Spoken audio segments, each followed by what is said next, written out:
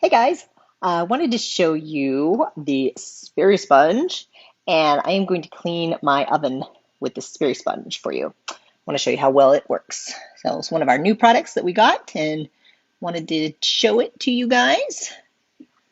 My phone will stay in place. Stay phone. All right, got a good spot. I am just going to rub my Spiri sponge in a little bit of cleaning paste.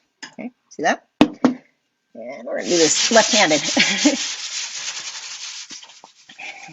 So, you guys can see these spots.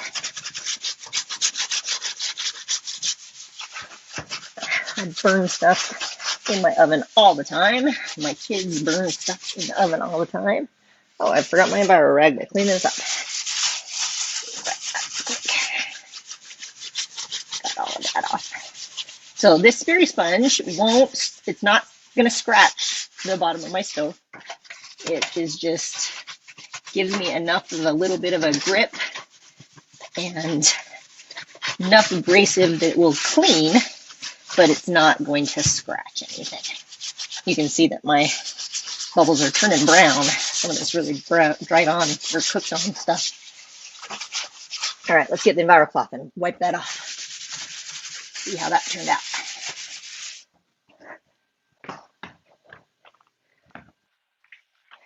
All right, here we go. Nice. Look at that off. Came really clean. So that was a Spiri sponge and oven and a little bit of cleaning paste. So hope you like that. That is a really cool thing. I've used this Spiri sponge also. You can see it's got that gunk in it now. To clean my grill. I have a stainless steel grill. Made it look brand new. And this sponge is designed to last 6 months. So a box of 2 is like a year's supply of sponges.